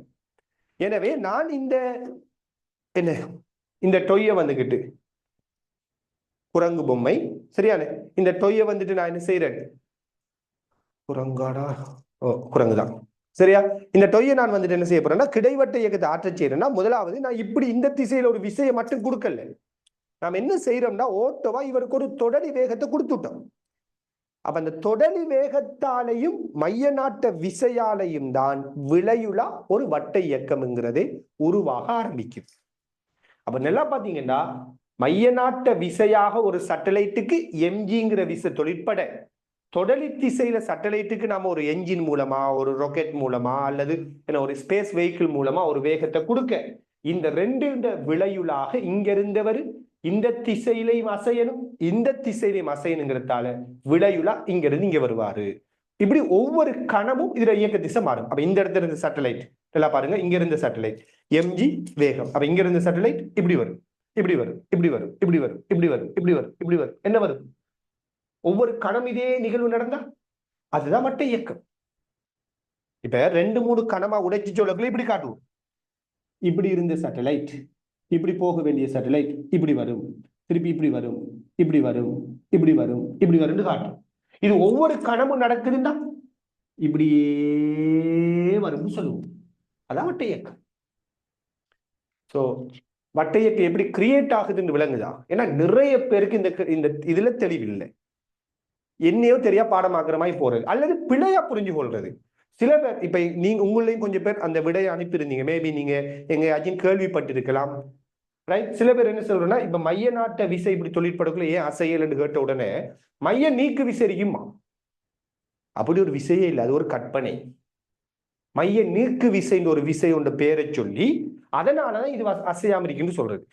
மைய நீக்கு விசைன்னு ஒரு விசையே இல்லை முதலாவது, அது வெறும் உணர்வு, ஒரு கற்பனை. அது நான் பின்னுக்கு படிப்போம், மாற்றேட்டு சட்டம்னு சொல்லி ஒரு விஷயத்தை அறிமுகப்படுத்துவேன், அதுல நான் உங்களுக்கு சொல்லி தருவேன் இன்ஷா அல்லாஹ். சில பேரும் கேட்டிருந்தீங்க மாற்றேட்டு சட்டம்லாம் எங்க இருக்குன்னு சொல்லி, சில பேர் அந்த நியூட்டன் இயக்க விதியில படிப்பிப்பாங்க. நாம் பொதுவாக வட்ட இயக்கத்தில் இந்த மாற்றேட்டு சட்டம் ரெஃபரன்ஸ் ஃப்ரேம் சம்பந்தமாக விடயங்களை உங்களுக்கு சொல்லித்தரக்கூடியதா இருக்கும் சரியான. அதுல கான்செப்ட் நம்ம ரொம்ப டீப்பா பேசுவோம். அப்ப மைய நீக்கு விசை அப்படின்னு ஒரு விசையெல்லாம் இங்க இல்லை. நாம தான் இப்பதான் ஸ்டார்டிங்ல என்ன சொன்னேன், ஒரு பொருளுக்கு விசையை கொடுக்குறேன்னா யாராச்சும் ஒரு டச் பண்ணணும், இலைதான் டச் பண்ணி கொண்டிருக்குது, அப்ப இலையால ஒரு விசை வழங்கப்படும், பூமியால ஒரு ஈர்ப்பு விசை வழங்கப்படும். இந்த ரெண்டு விசை தான் உண்மையா தொழிற்படுற விசை. இந்த விசையை பிரிச்சு வந்ததுதான் மைய நாட்ட விசை. இந்த விசையால ஏன் இப்படி அசையல்ங்கிறது தான் நம்ம விட சொல்றோம். அப்ப நம்ம என்ன சொல்றோம்னா இந்த விசையும் வேகமும் சேர்ந்து தொடலி வேகமும் சேர்ந்துதான் வட்ட இயக்கம் ஒன்றே உருவாக்குது அப்படிங்கிற ஒரு விடயத்தை நாம ஃபைனலா சொல்லி முடிக்கிறோம். கிளியரா உங்களுக்கு வட்ட இயக்கம் எப்படி கிரியேட் ஆகுதுங்கிற விஷயம் முக்கியமான ஒரு பாயிண்டா. சரியான மிஸ் அண்டர்ஸ்டாண்டிங் இதுல எல்லாம் இருக்குது, இந்த பகுதியில சரியான மிஸ் அண்டர்ஸ்டாண்டிங் அல்லது வெறுமனே சமன்பாடை போடுறது பிரதிடுறது அப்ளை பண்றது அவ்வளவுதான். என்ன அங்க எப்படி வட்ட இயக்கம் கிரியேட் அதெல்லாம் எனக்கு தெரியா, சும்மா என்ன சமன்பாடை போடுவோம், கேள்வி வந்தா இப்படி ஒரு கேள்வி வந்தா இப்படி பிரதிடுங்க, அப்படி ஒரு கேள்வி வந்தா அப்படி பிரதிடுங்க. சோ இந்த பிரதியீட்டுக்குள்ளாலேயே காலத்தை கழிக்கிறார்கள் அறிக்கக்கூடாது, என்ன நடக்குதுங்கிறத உணர்ந்து படிக்கணும். அப்பதான் நீங்க டீப்பா ஒரு விஷயத்தை விளங்கிக் கொள்ளக்கூடிய ஆக்கலாம், திங்க் பண்ணக்கூடிய ஆக்களை அறிக்கலாம்.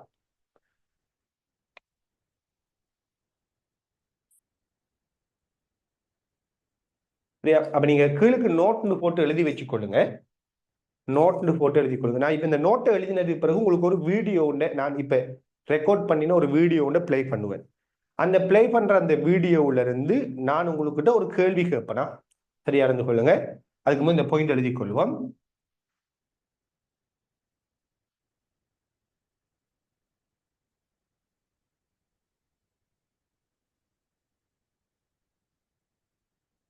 வட்ட இயக்கம் உருவாகுவதற்கு வட்ட இயக்கம் உருவாகுவதற்கு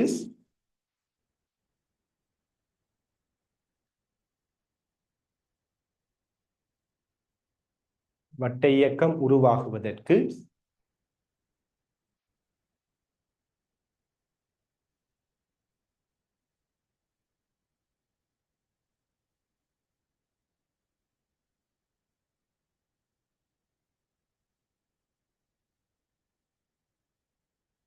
மைய நாட்ட விசையுடன் மைய நாட்ட விசையுடன்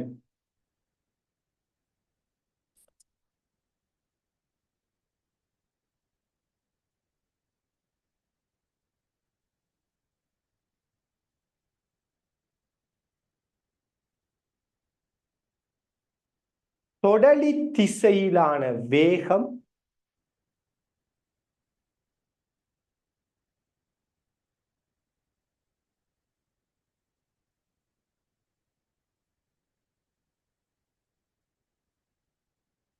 தொடலி திசையிலான வேகம் அவசியமாகும்.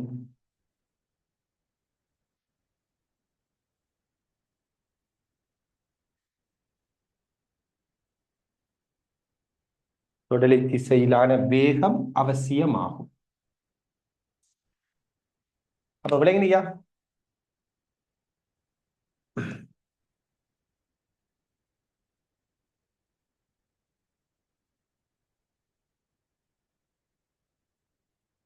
இப்ப நம்ம சொன்ன விஷயத்தை நீங்க தேவைன்னா நோட் பண்ணி வச்சுக்கொள்ளுங்க. ஒரு சேட்டலைட் எடுத்து வேகம் மட்டும் இருந்திருந்தா இந்த திசையில் அசைஞ்சிருக்கும்.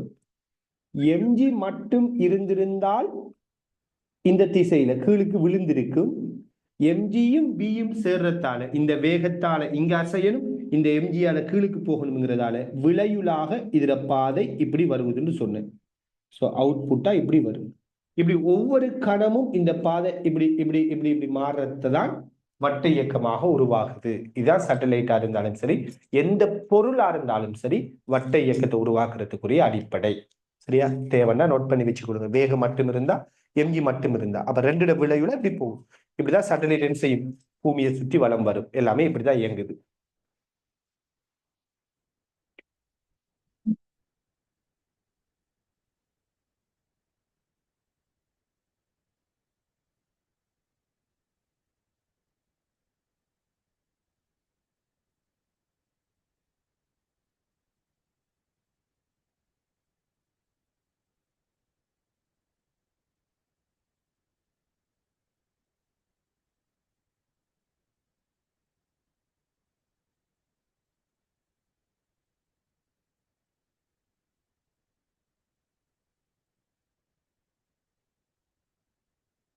இப்ப நான் இந்த இடத்துல வீடியோ ஷேர் பண்றேன். இப்ப இந்த வீடியோ வச்சு நான் உங்கள்கிட்ட ஒரு கேள்வி கேட்பேன். அதுக்கப்புறம் அதில் எக்ஸ்பிளனேஷனை பார்க்கலாம்.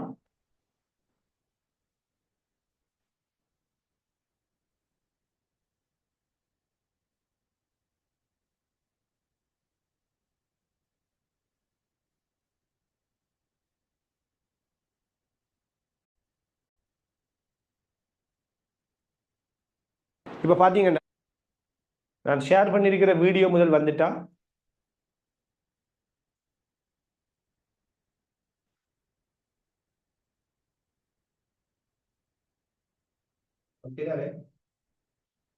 ரைட்.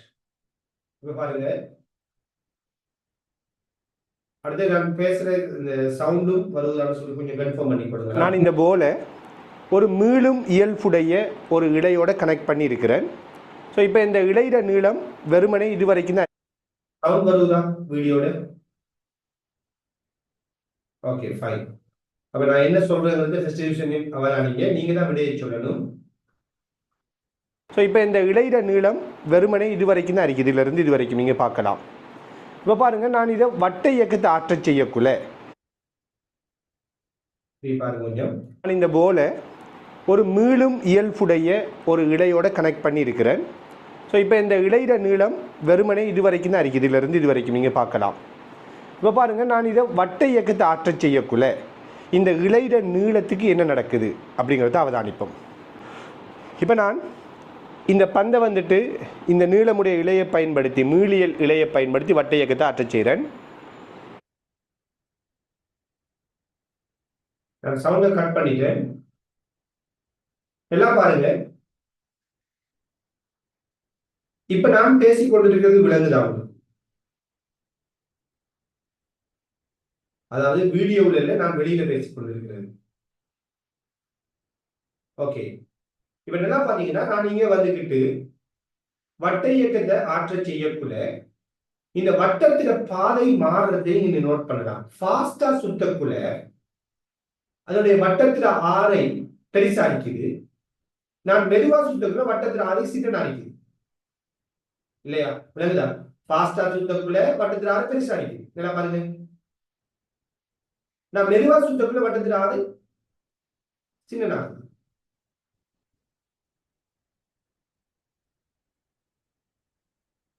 ரைட்? இதை நான் ஸ்லோ மோஷன்ல கூட காட்டி இருக்கிறேன்.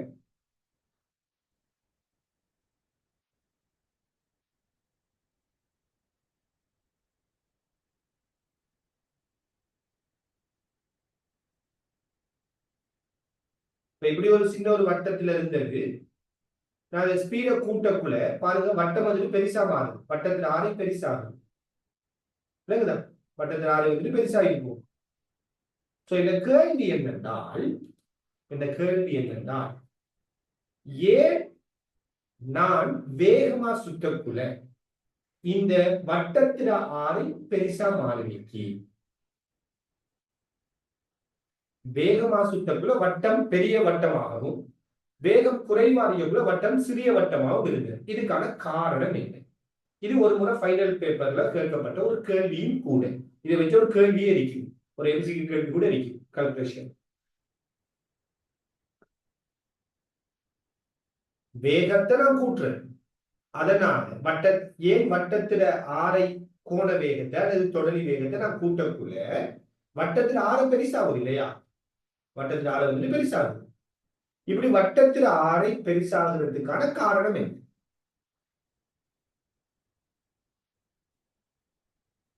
நான் வந்து நீங்க ஒரு நிலைக்குத்து வட்ட இயக்கத்தை தான் இங்க காட்டுறேன். அதான் நீங்க ஈஸியா அவதானிக்கலாங்கிறதால நான் அப்படி செஞ்சேன்.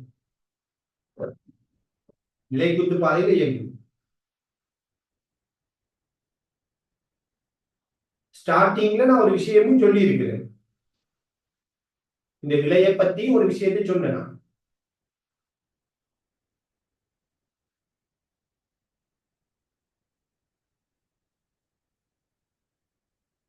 என்ன கொஞ்சம் பேர் தான் கெச் பண்ணிருக்கீங்க என்ன விஷயம்ங்கிறது.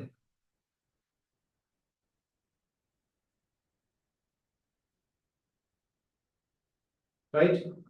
பாருங்க, நான் ஃபர்ஸ்ட் என்ன சொல்றேன்னால் இது எப்படிப்பட்ட ஒரு இழை அப்படின்னு சொல்றேன். ஒரு மீளும் இயல்புடைய ஒரு இழையோட கனெக்ட் பண்ணி இருக்கு.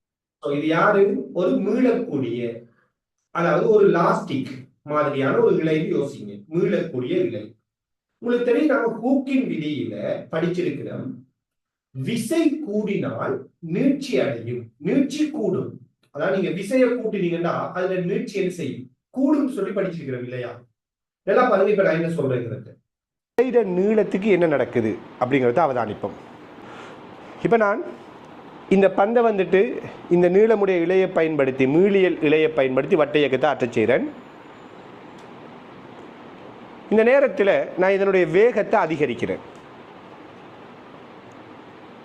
ஸோ பாருங்க, வேகத்தை அதிகரிக்கக்குள்ள இதனுடைய வட்டத்திற ஆரை அதிகரிச்சு இருக்குது. நான் வேகத்தை குறைக்கும் போது ஆரை குறைவடையுது. ஸோ என்ன காரணம் அப்படின்னா, வேகம் அதிகரிக்கக்குள்ள இந்த வேகத்தை அதிகரிக்க தேவையான மைய நாட்ட விசையும் அதிகரிக்கணும். எனவே இழையில தொழிற்படுகின்ற இழுவிசை அதிகரிக்குது. அப்ப ஹூக்கின் விதிக்கு அமைய நீட்சி அடைகின்றது. ரைட்?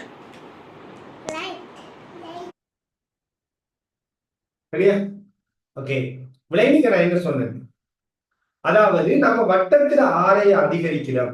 அது ஏன் அதிகரிக்குதுன்னா நம்ம வேகத்தை கூட்டுறோம்.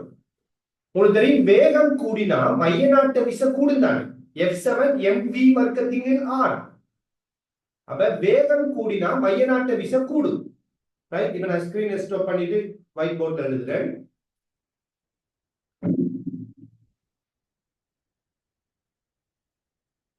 அதாவது மைய நாட்ட விசைக்கு சமன்பாடு mv வர்க்கத்தின் R. அப்படிதான், அல்லது கோண வேகத்தை வச்சு யோசித்தாலும் சரி. சோ வேகம் கூடினால் மைய நாட்ட விசை கூடும். இப்ப இந்த இளைய நிலைக்குத்து வட்ட இயக்கம் ஏதோ ஒரு வட்ட இயக்கம். இந்த இளைய நீங்க வட்ட இயக்கத்தை ஆற்ற செய்யக்குள்ள இந்த இழையால ஒரு இழுவிசை வழங்கப்படும். அந்த இழுவிசை மையத்தை நோக்கி இருக்கும். இவருக்கு வட்ட இயக்கத்தை ஆற்றக்குள்ள இந்த இழுவிசை, இந்த இழையால வழங்கப்படுற இந்த இழுவிசை மையத்தை நோக்கி இருக்கு. அப்படித்தாங்க. அப்ப இந்த இழுவிசை தான் மைய நாட்ட விசைக்கு முக்கியமான காரணம். நிலைக்குத்துவட்ட இயக்கங்களுக்கான வேற விஷயங்களும் இருக்குது, நான் அதை பேசல. அப்ப இந்த இழுவிசை இந்த மையநாட்ட விசைக்கு ஒரு முக்கியமான காரணம். அப்ப வேகம் கூடக்குள்ள மையநாட்ட விசை கூடுதுன்றால் இந்த இழையில தொழிற்படுகின்ற இழுவிசை கூடுது. உங்களுக்கு தெரியும், ஒரு ரப்பர் நாடாவா இருக்குது. அப்ப அந்த ரப்பர் நாடாவுல நம்ம வழங்குற விசையை கூட்டினா அதுல நீளம் என்ன செய்யும்? கூடும் இல்லையா? அதைத்தாங்க ஹூக்கே வந்து சொல்லிட்டு இருந்தார், F7K ன்னு சொல்லி. சோ நீங்க விசையை கூட்டினீங்கன்னா நீட்சி கூடும். நீட்சி கூடினா வட்டத்தில் ஆரை கூடும். சோ நான் வேகத்தை கூட்ட கூட்ட மைய நாட்ட விசை கூடல். மைய நாட்ட விசையை வளர்க்கிறது யாரு? இழுவிசை. அப்ப இழுவிசை கூடல். இழுவிசை கூடலும் என்றால் அந்த இழையில நீட்சி கூடலும். நீட்சி கூடினா விசை கூடும், அல்லது இழுவிசை கூடுனா நீட்சி கூடுன்னு சொல்லலாம். அப்ப நீட்சி கூட கூட வட்டத்தில் ஆறு பெருசாகும். விளங்குதா? கெச் பண்ணினீங்களா?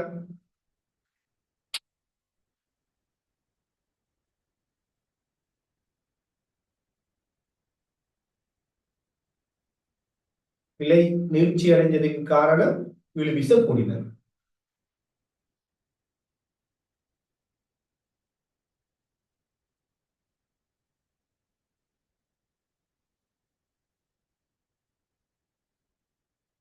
ஓகே, இப்ப நாம அடுத்த கட்டமா பேச வேண்டியது அடுத்த ஒரு கிடைவட்ட இயக்கத்துக்கான உதாரணம். சோ அதையும் நாம வந்துட்டு பிராக்டிகலா செஞ்சு பார்த்து அதை வந்துட்டு பிராக்டிகலா நான் உங்களுக்கு செய்து காட்டுவோம். அதையும் அது ஒரு முக்கியமான ஒரு விஷயமா இருக்கு.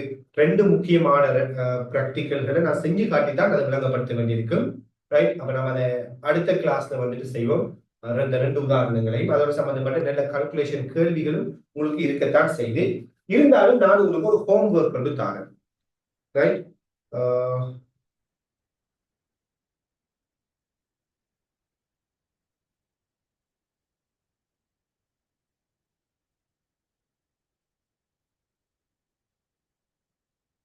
ஹோம்ஒர்க் என்னென்றால்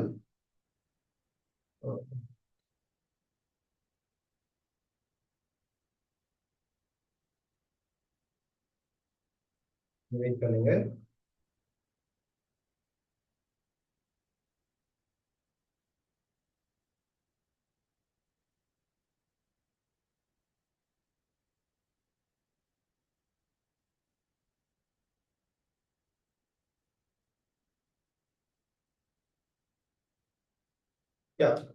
உங்களோட டியூட்ல 149வது கேள்வி 2024ஆம் ஆண்டு வந்த 41வது கேள்வி.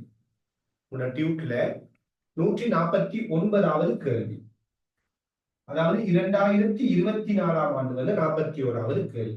சோ இந்த கேள்விக்குரிய விடைய எனக்கு நீங்க கண்டுபிடிச்சு இந்த டெலிகிராம் குரூப் நம்பருக்கு வந்து என்ன செய்யுங்கன்னா டெலிகிராம் பண்ணி விடுங்க. ரைட், அதுல இருக்கிற ஒரு சில பேர் விடைகளை நான் ஃபெஸ்ட்டுக்கு அனுப்பக்கூடிய ஒரு சில பேர் விடைகளை நான் குரூப்ல ஷேர் பண்ணி விடுறேன். மெத்தட் ப்ராப்பரான மெத்தடோட இதையும் நீங்க எனக்கு அனுப்புங்க. நான் டெலிகிராம் குரூப்ல ஆல்ரெடி ஒரு கொஸ்டின் ஒன்று போட்டிருந்தேன். ஸோ அந்த கொஸ்டினுக்குரிய விடையையும் கொஞ்சம் நல்லா ட்ரை பண்ணி பாருங்க. ஒரு முக்கியமான கேள்வி அது. ஸோ அந்த கேள்விக்குரிய விடையையும் நீங்க ட்ரை பண்ணி எனக்கு அனுப்பி விடுங்க. சரியான விடைகள் ப்ராப்பரான மெத்தட் எழுதப்பட்டிருக்கக்குள்ள நான் அதை உங்களுக்கு ஷேர் பண்ணி விடுறேன். சரியான இந்த கேள்வியை ட்ரை பண்ணி பாருங்க. நாளை அடுத்த கிளாஸ்ல நாம் என்ன செய்வோம், இதோட சம்பந்தப்பட்ட அடுத்த உதாரணங்களை பார்ப்போம். வேற ஏதும் டவுட்ஸ் இருந்தாலும் எனக்கு நீங்க தெரியப்படுத்திக் கொள்ளலாம். ரைட், ஜஸாக்கல்லாஹு கைர். அஸ்ஸலாமு அலைக்கும் வரஹ்மத்துல்லாஹி வபரகாத்துஹு. Good night.